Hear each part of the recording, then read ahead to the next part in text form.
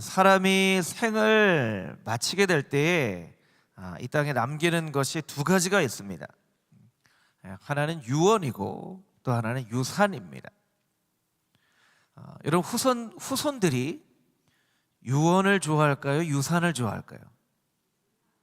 네, 유산을 좋아하죠. 왜냐하면 유언은 어떤 지켜야 될 사명, 또 지켜야 될 의무에 해당되고, 유산은 후손들이 누릴 축복이기 때문에 그렇습니다. 또 유언은 어떤 말이나 명령, 무언의 형태가 없는 것인 경우가 많고, 유산은 우리의 눈으로 볼 수 있는 돈이나 집이나 땅이나 이런 것들이 이기 때문에 그렇죠. 사람들은 유언보다는 유산에 관심이 많이 있습니다. 예수님께서 이 땅의 삶을 사시고 십자가에 못 박혀 돌아가신 이후에 돌아가셨죠.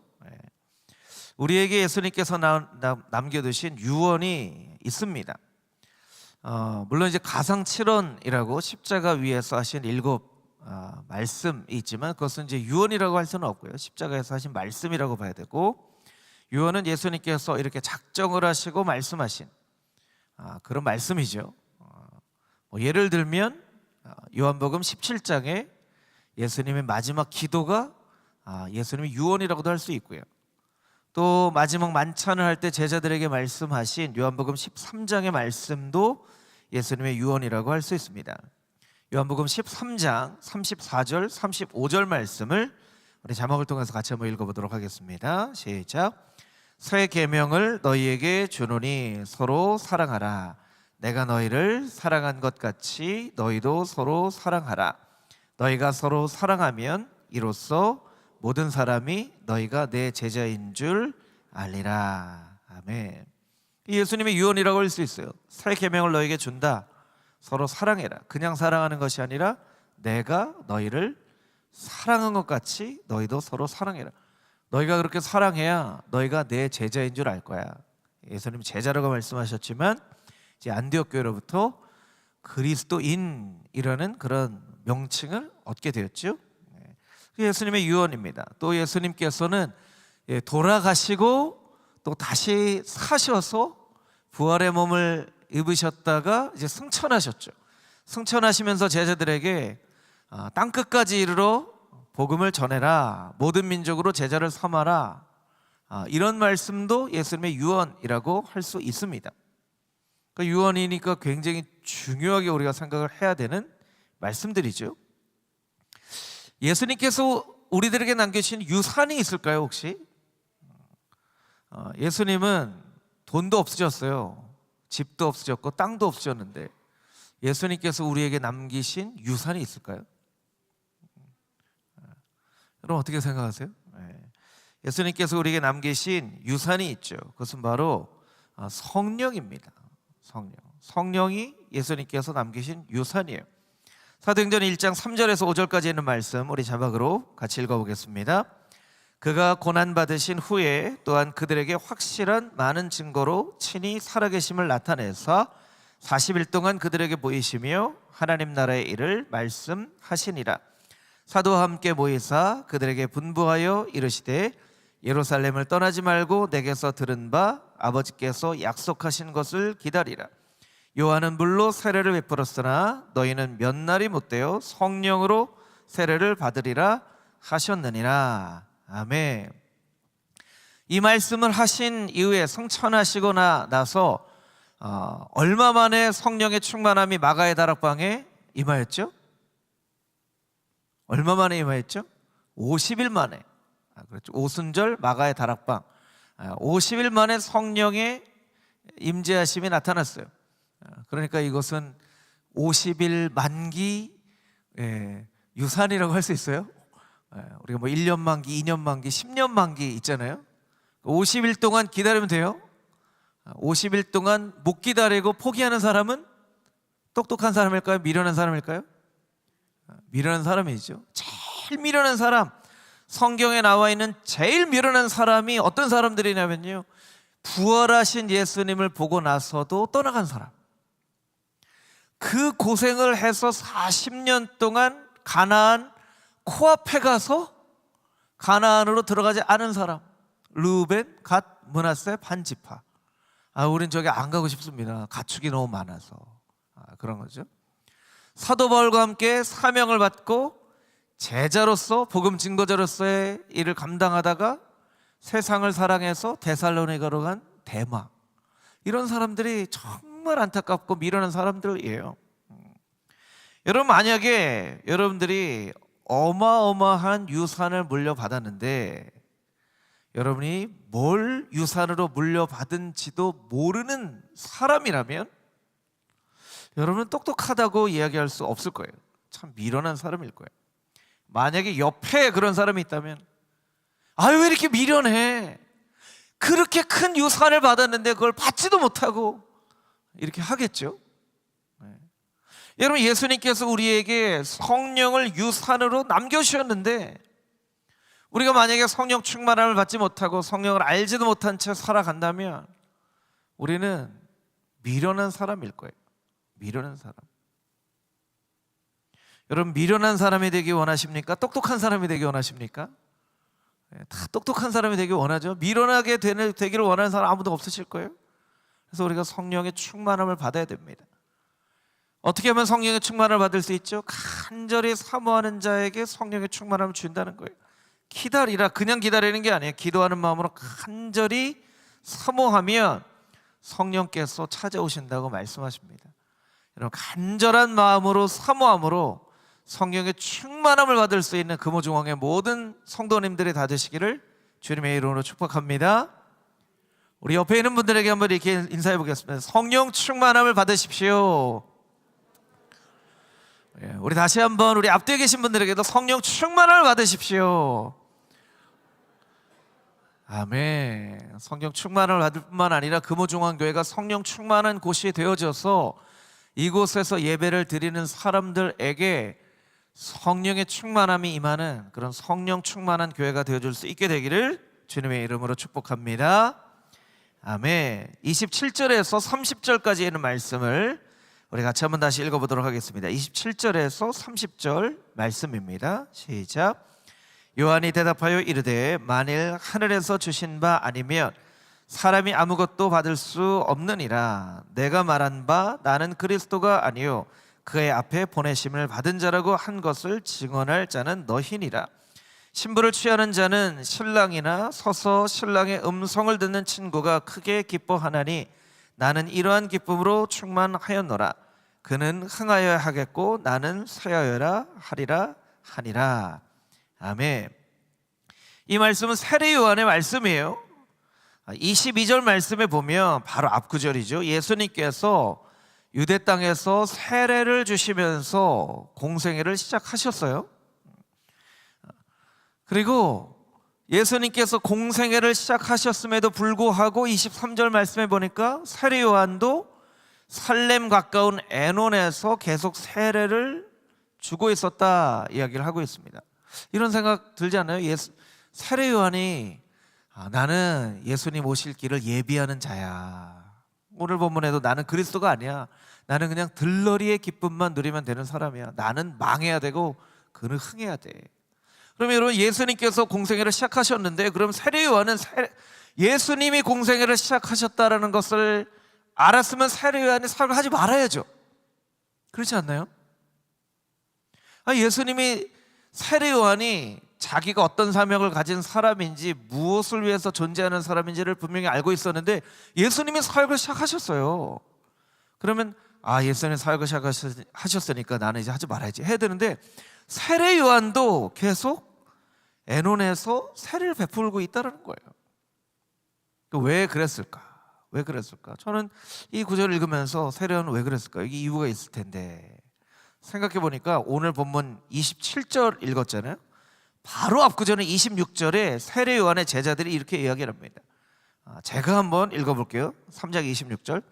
그들이 요한에게 가서 이르되 랍비여 선생님과 함께 요단강 건너편에 있던 이 곧 선생님이 증언하시던 이가 세례를 베풀매 사람이 다 그에게로 가더이다. 요한의 제자들이 답답한 거예요.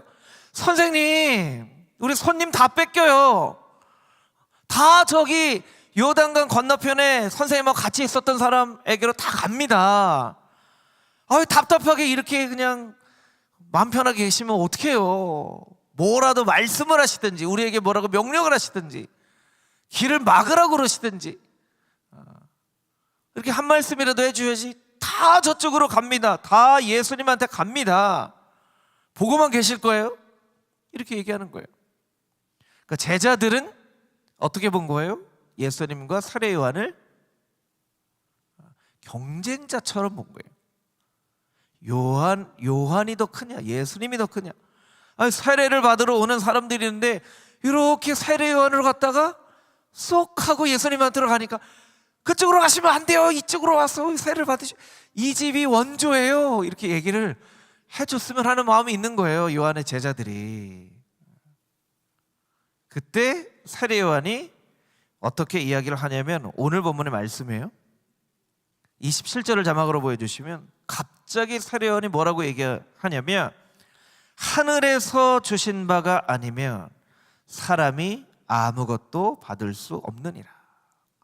여러분 이런 말씀은요 몇 장 몇 절에 있는지 기억을 못하더라도요 여러분이 꼭 기억하셔야 돼요. 하늘에서 주신 바가 아니면 사람이 아무것도 받을 수 없느니라. 같이 한번 따라해 보겠습니다. 하늘에서 주신 바 아니면 사람이 아무것도 받을 수 없느니라. 할렐루야. 우리에게 그런 믿음, 그런 신앙이 있어야 돼요. 하늘에서 주신 것이 아니면 사람이 아무것도 받을 수 없다. 너희가 꼭 기억해야 된다. 이거 만들 수 있는 게 아니야. 하늘에서 주셔야, 하늘에서 주셔야 받을 수 있지. 그러면서 세례 요한이 이렇게 이야기합니다. 나는 그리스도가 아니다. 나는 그저 그의 앞에 보내심을 받은 사람이고, 그렇기 때문에 여러분 28절에 뭐라고 얘기했냐면 내가 그리스도가 아니고 그의 앞에 보내심을 받은 자라고 증언할 자가 바로 누구라고요? 바로 너희니라. 자, 내가 왜 여기에서 계속 있는 줄 알아? 사람들이 막 오면 너희가 그쪽으로 가시면 안 돼요, 이쪽이 원조예요, 이렇게 얘기하는 게 아니라 이쪽으로 올 필요가 없어요. 저기 더 위대하신 분이 계시기 때문에 다 저쪽으로 가세요, 저쪽으로 가세요 하기 위해서 아직 세례 요한이 사역을 하고 있는 거예요. 하고 있는 거예요. 뭐 이렇게 이해하면 좋겠죠. 어떤 식당이 문을 닫아요. 그런데 갑자기 문을 닫으면 어떻게 돼요? 그 식당 문 안 닫은 줄 알고 밥 먹으러 갔다 보니까 식당이 문을 닫았네요. 밥 먹으러 왔는데 식당 문 닫았네. 이러면 사람들의 마음이 좀 그렇잖아요. 그러니까 식당 문 닫기 한 3개월 전부터 저 이제 곧 문 닫습니다. 저희 곧 문 닫습니다. 저 건너편에 더 훌륭한 셰프가 만드는 식당이 있으니까 이제 그쪽으로 가세요, 그쪽으로 가세요 이렇게 하는 거예요.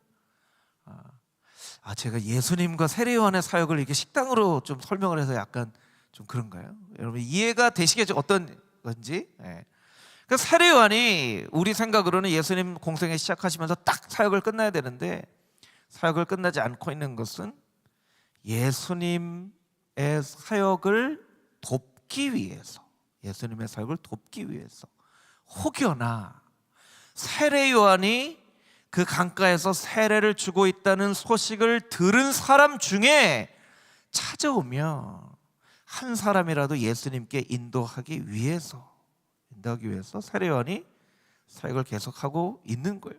그러니까 세례 요한은 어떤 사람이에요? 정말 말 그대로 예수님을 위해서 존재하는 사람인 것이죠. 나는 들러리의 기쁨이면 충분하다.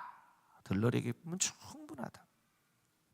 그러니까 성령의 충만한 사건은 마가의 다락방, 오솔절 마가의 다락방에 임하였지만 사실은 그 이전에 세례 요한이 정말 성령 충만한 사람이었어요.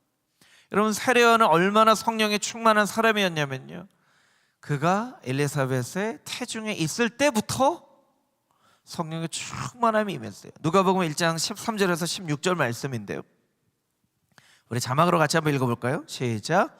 천사가 그에게 이르되 사가랴여 무서워하지 말라. 너의 간구함이 들린지라. 내 아내 엘리사벳이 내게 아들을 낳아주리니 그 이름을 요한이라 하라.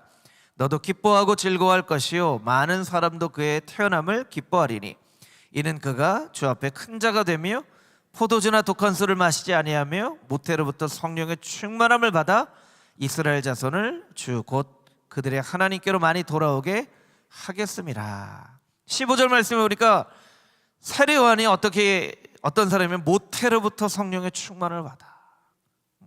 모태로부터 성령의 충만을 받아.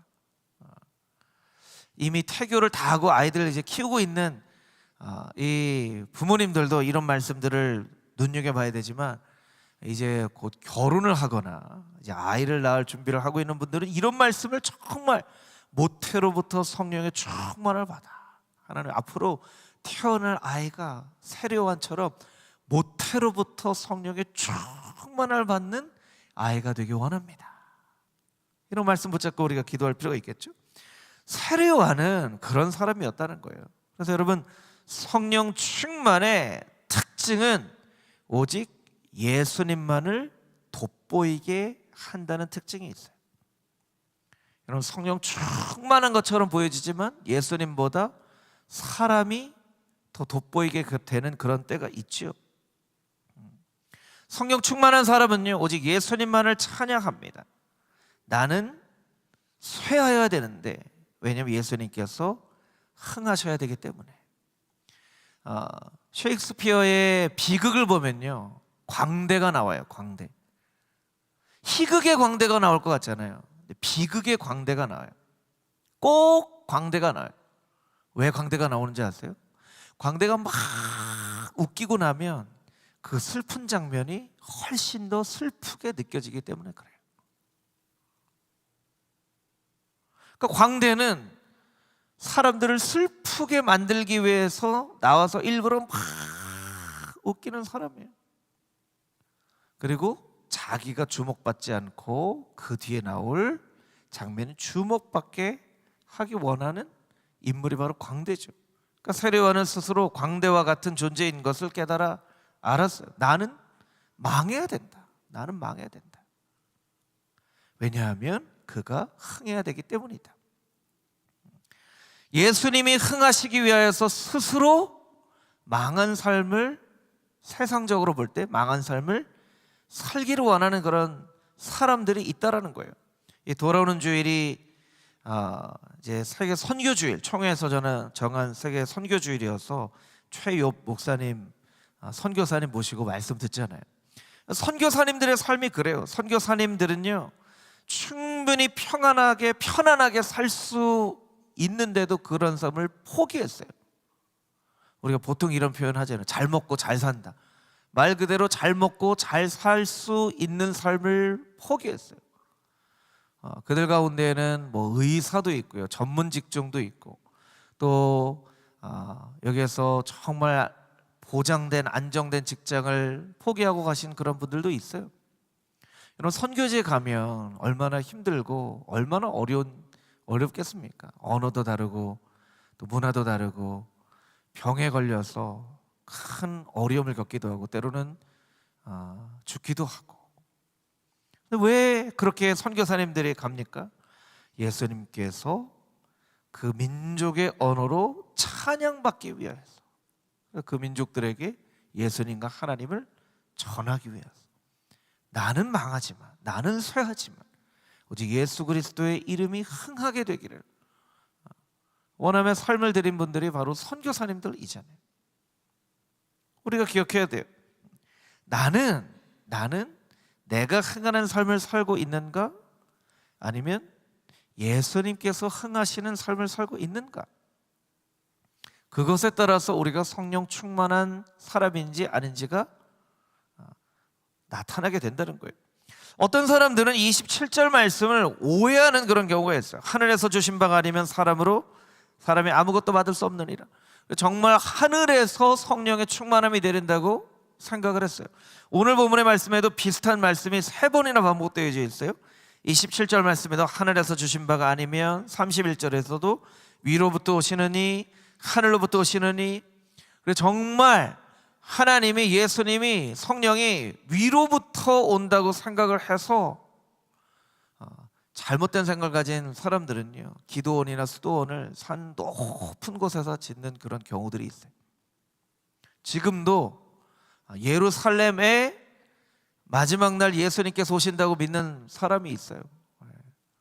여러분, 이 위로부터 온다는 것은 우리가 물리적으로 하는 것처럼 인간이 하나님께서 하늘에 계신다라고 생각을 하기 때문에, 하늘은 미지의 세계이고 이 땅은 우리가 경험할 수 있는 세계이기 때문에, 미지의 세계에 하나님이 계시고 그곳에서 하나님이 오신다고 생각하기 때문에 우리가 위를 쳐다보며 살아갈 수 있는데, 여러분, 성령님은요 정말 물리적으로 위에서 오시는 것이 아니라 우리가 고백했던 것처럼 지금 이 시간에도 우리 옆에 계시는 분이세요. 우리가 느끼지 못할 뿐이죠. 세례 요한은 이미 성령 충만한 삶을 살았던 거예요. 그래서 그 성령 충만함으로 오직 예수님만을 나타내고 살았던 것이죠. 여러분 모두가 여러분 가운데 계신 성령님을 깨달아 알고 오직 여러분의 인생과 삶을 통하여서 예수님만이 나타나는 그런 복된 성령 충만한 삶을 살아갈 수 있도록 날마다 세례 요한처럼 나는 망하더라도 예수님만이 흥하시길 원합니다, 그렇게 기도하고 고백할 수 있는 금호중앙의 모든 성도님들이 다 되시기를 주님의 이름으로 축복합니다. 아멘. 31절에 36절까지 있는 말씀입니다. 31절에 36절 우리 한 목소리로 같이 읽어보겠습니다. 시작.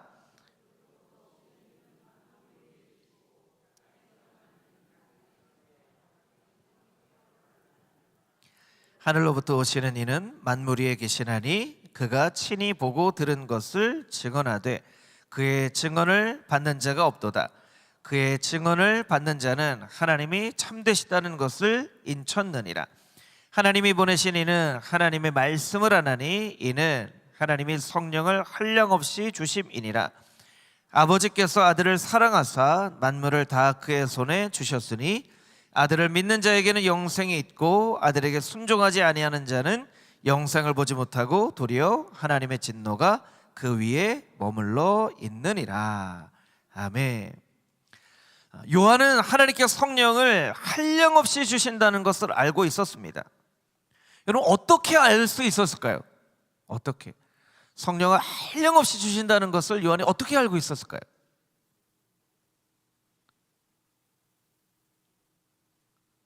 어떻게 하다가 그냥 깨달은 걸까요? 아니면 예수님 귀에다가 성령을 한량없이 줄 거야 이렇게 말씀해 준 걸까요? 요한이 그걸 경험했기 때문에 아는 거예요. 경험했기 때문에 아는 거죠. 한량없이 준다는 것을. 사실은 요한은 굉장히 일반 사람들과 다른 그런 삶을 살았죠. 광야에서 살았습니다. 약대 털옷을 입고 메뚜기와 석청을 먹고 살았어요. 그런데 그 광야에서 세례 요한이 한량없이 내리시는 성령의 충만함을 경험한 거예요. 그러니까 이 세례 요한이 그렇게 이야기를 할 수 있는 거죠. 여러분, 한량 없다는 것은요 제한이 없다는 거죠. 요즘 말로 표현하면 무제한, 무제한보다 이렇게 얘기하면 더 무한 리필, 감당할 수 없는 뭐 이런 말들이에요. 여러분, 한량 없다, 감당할 수 없다, 그런 표현을 여러분들이 잘 이해하실 수 있으시겠어요? 저는 그걸 경험한 적이 있었는데요. 이제 2013년인데요. 2013년에 제가 첫째, 둘째, 셋째를 키워보고 아내도 그렇고 이제 아이 셋을 너무 오랫동안 키우다 보니까 이제는 더 못 키워 이렇게 하다가 그래도 계속 어린 애기들만 보면 저나 아내나 너무나 좋은 거예요. 그래서 하나님이 뭔가 우리들에게 아직도 주시는 메시지가 있는가 보다 해서 2013년에 다시 홀트에 갔죠. 그래서 이제 막내를 또 입양하기로 하고 2014년이 되는데 이제 셋째 예준이가 7살, 둘째 예은이가 10살, 첫째 예린이가 13살이니까 이제 다 이제 뭐 사리분별을 할 만한 때잖아요. 그러니까 어릴 때하고 다르기 때문에 아이들에게 잘 설명을 해야 되는데 하고 어떻게 할까 하다가 제가 그 지금도 주차장에 있는 빨간색 카니발을 사서 주차장에다 딱 세워놓고 아이들에게 주차장으로 다 내려와봐. 그리고 차문을 삑 하고 하니까 이거 우리 차야? 우와, 우리 차가 생겼어. 그래서 이제 설명을 해줬죠. 왜 이 차를 샀냐면 이제 동생이 올 건데 동생이 오면 우리 가족이 6명이 될 거기 때문에 이 차가 필요하다. 그러니까 아이들이 막 차 사고 하는 그런 깜짝 이벤트를 통해서 좀 동생을 기대하는 마음을 갖게 하려고 그렇게 해서 이제 우리 막내 예담이를 만났죠. 그 이제 2014년 이제 봄쯤이에요. 제가 이제 그 온누리교회 사역할 때인데 아직도 기억이 납니다. 그때 내적 치유 학교라고 하는 사역을 섬겼었는데 이제 그 모임이 수유리에 있는 아카데미 하우스에서 있었는데 제가 차를 몰고 갔는데 이제 뭐 차를 산 지 얼마 안 됐으니까 막 뭐 열어보기도 하고 했는데 처음 선루프가 있는 차를 산 거예요. 제가 선루프를. 그래서 선루프가 이렇게 찡 하고 열리기도 하고 이렇게 살짝 찡 이렇게 열리기도 하고 근데 이거 막 조정해 보다가 이렇게 살짝 열리게 해놓고는 제가 이게 열린 줄 모른 거예요. 그래서 운전을 하는데 자꾸 바람 소리가 나요. 바람 소리가. 창문을 열었다 닫았다 열었다 닫았다 문을 내려다가 뒷문이 열렸나 트렁크가 열렸나 아무리 그래도 내가 귀가 이상한 건가. 그리고 했는데 마침 그때 새 차를 사니까 얼마나 깨끗하게 하고 싶어요. 그래서 주유를 하고 기계식 세차로 제가 들어간 거예요. 기계식 세차로 뽑은 지 한 3개월밖에 안 됐는데 들어가자마자 이제 물이 한량없이 쏟아지더라고요. 그래서 정말 얼른 이거구나 그럼 얼른 위에 문을 막 열고 했는데 뭐 벌써 막 이런 소리가 들었어요. 그래서 한량없는 은혜가 이런 거구나. 감당할 수 없는 은혜가 이거구나. 그래서 한여름에 히타를 제일 높게 틀고 한여름 히타를 틀고 막 며칠간 그걸 말리느라고 그렇게 다녔던 그런 기억이 납니다. 정말 깜짝 놀랐어요. 정말 와, 그 물이 쏟아지는데 정말 순간적으로 뭘 눌러야 되는지 모르고 막 눌러가지고 겨우 닫기는 닫았어요. 그래서 차는 새 차가 더러운 물로 좀 더러워졌지만 영적으로 아주 중요한 교훈을 얻게 됐죠. 한량없는 은혜가 이런 거구나. 감당할 수 없는 은혜가 이런 거구나. 그렇게 이런 걸 경험하고 나니까요, 이런 말씀이 다르게 느껴지는 거예요. 이사야 32장 15절 우리 자막으로 좀 보여주시면 좋을 것 같은데 우리 같이 한번 읽어보겠습니다. 마침내 위에서부터 영을 우리에게 부어주시리니 광야가 아름다운 밭이 되며 아름다운 밭을 숲으로 여기게 되리라. 할렐루야. 마침내 영을 위에서부터 부어주시리니 그걸 이제 경험을 하니까 이게 영을 부어주신다는 게 어떤 건지 이제 알게 되는 거죠. 하나님께서 여러분 한 사람 한 사람에게 성령을 부어주시는 놀라운 역사가 있게 되기를 축복합니다. 아멘. 우리는 모든 것을 다 이성으로 이해하려고 하죠. 근데 여러분 성령은 우리가 이성으로 이해할 수 있는 분이 아니에요. 이성을 넘어서는 분이죠. 그러니까 이해할 수 없는 일들이 일어납니다. 신앙은 말씀은 상식적이지만 하나님은 상식을 넘어서는 분이시기 때문에 상식을 가지고 신앙생활을 하는 것도 필요합니다. 전혀 필요하지 않다는 게 아니에요. 근데 너무 상식만 가지고 신앙생활을 하려고 하는 것은 잘못된 신앙생활이에요. 성령은 사람으로 제한되어서도 안 됩니다. 성령 충만함을 받은 사람들 가운데 이런 분들이 있어요. 내가 기도하면 성령님이 오셔. 내가 기도하면 병이 나. 내가 기도하면 방언을 해. 그럴 수도 있고 안 그럴 수도 있어요. 왜냐하면 하나님은 성령님은 사람으로 제한되시는 분이 아니기 때문에 그래요. 그래서 그 사람이 정말 건강한 성령의 사람인지 아닌지를 알 수 있는 것은 마치 성령을 알라딘의 램프에 나오는 지니처럼 막 자기가 명령해서 내가 기도하면 돼 하는 사람은 건강하지 않은 사람일 가능성이 높고요. 성령님을 늘 겸손한 마음으로 초청하는 사람은 그리고 내가 기도해도 병이 안 날 수도 있고 성령 충만함이 임하지 않을 수도 있고, 이렇게 겸손한 마음을 가진 사람은 오히려 건강한 사람일 수도 있어요. 여러분, 이스라엘의 놀라운 지도자였던 엘리 제사장에게는 성령 충만함이 없었지만 어린 사무엘에게는 성령 충만함이 있었어요. 여러분, 목사, 장로, 권사, 안수 집사에게만 성령 충만함이 임하는 게 아니라 이제 예수님 믿은 지 하루 이틀 된 새가족들에게도 성령 충만함이 임할 수 있어요. 어린 아이들에게도 성령 충만함이 임할 수 있어요. 우리 유아유치부 아이들이, 아동부 아이들이 성령 충만함으로 이야기를 할 수도 있다는 거예요. 너무 어리게만 보면 안 돼요. 사무엘은 얼마나 어렸을까요? 사무엘이 성령 충만함을 누릴 수 있어요. 그러니까 유아유치부, 아동부, 청소년부, 어린 자녀들이 성령 충만하기를 위해서 우리가 기도해야 돼요. 성령은 사람으로 제한되어지지 않기 때문에. 성령은 어떤 지역이나 공간 안에만 제한되어지는 분이 아니에요. 이 공간 가운데 성령의 충만한 임재가 나타나기를 우리가 기도해야 되지만, 성령님은 한 번 충만했다고 그 공간에 가둬지실 수 있는 분이 아니에요.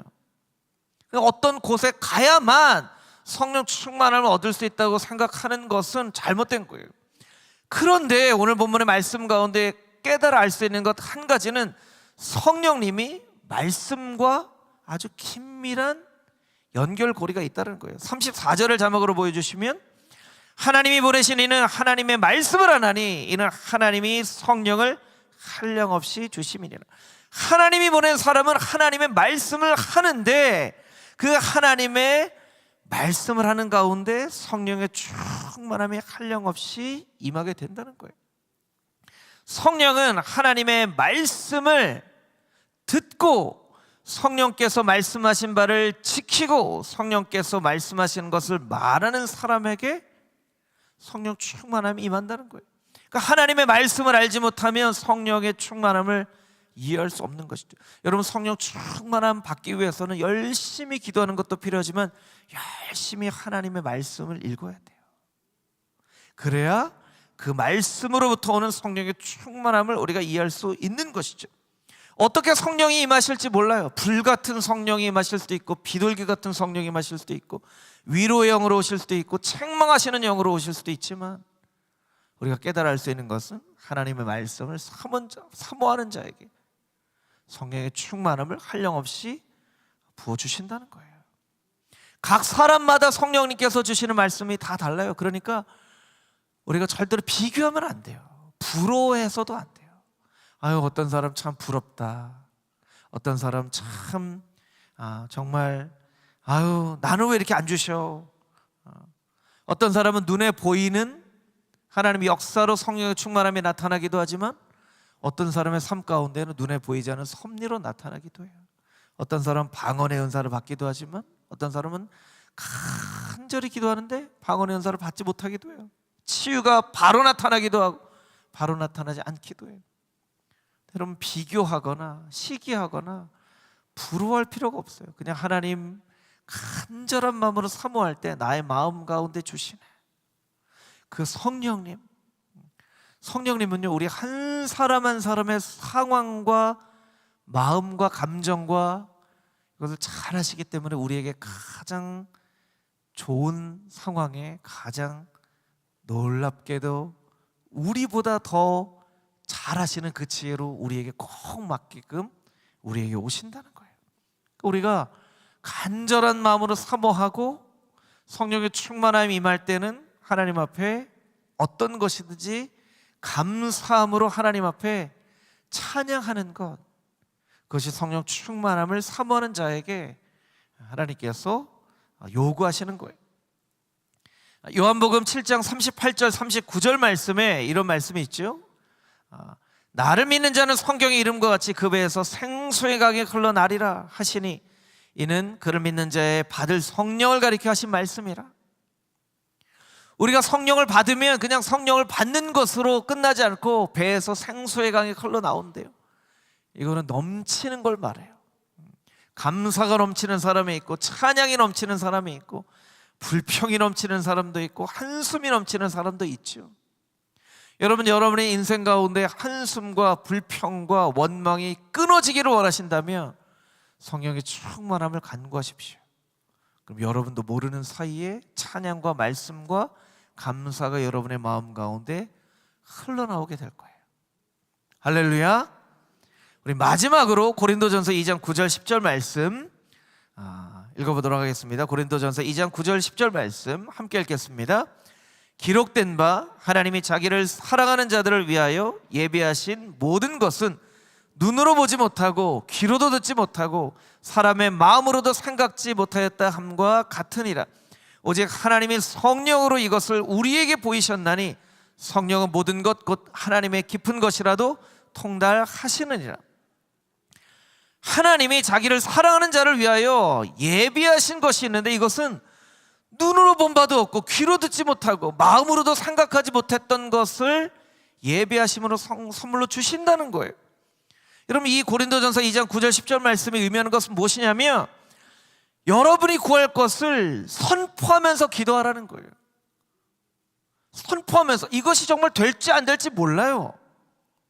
생각하지 못하였던 거예요. 근데 선포하면서 기도하세요. 여러분 자신을 위하여, 자녀들을 위하여, 가정을 위하여, 금호 중앙교회를 위하여. 내가 어떻게 이런 기도를 하지? 내가 막 이런 기도를 하는데 이게 내가 맞게 기도를 하는 것인가? 근데 여러분 선포하면서 기도하세요. 믿음으로 간구하세요. 여러분이 이성으로 생각으로 제한하지 마세요. 될까 안 될까를 여러분이 판단하지 마세요. 여러분 선포하세요. 하나님, 우리의 자녀들이 예수님 앞으로 나오는 날이 있게 될 줄 믿습니다. 하나님, 우리의 자녀들이나 자녀손들 가운데 목회자로, 선교사로, 예배자로 하나님 나라의 기둥 같은 사람으로 아름답게 세워지게 될 줄 믿습니다. 하나님, 나에게 복을 더하여 주시고 나에게 성령의 충만한 특별히 능력을 더하여 주셔서 성경 가운데 증언하고 있는 성령의 놀라운 능력들이, 치유하는 은사가, 예언하는 은사가, 하나님의 교회를 아름답게 세우는 놀라운 일들이 나의 인생 가운데 일어나게 될 줄 믿습니다. 여러분 그렇게 선포하세요. 여러분이 선포하는 그 기도 가운데 하나님의 예배하신 모든 것을 우리에게 선물로 주신다고 말씀하겠어요. 왜 꼭 우리가 생각하고 내가 생각할 때 이루어질 수 있는 것만 기도하고 이건 안 될 것 같아, 이건 어려울 것 같아, 왜 여러분이 제한하냐는 거예요. 성령님 역사하시면. 그래서 선포하는 기도가 필요하다는 거예요. 하나님, 나는 능력이 없지만, 내 생각으로는 안 될 것 같지만 전능하신 하나님께 능치 못하실 일이 어디 있겠습니까? 하나님 이루어 주시옵소서. 응답하여 주시옵소서. 함께하여 주시옵소서. 위대한 하나님의 사람으로 쓰임받게 하여 주시옵소서.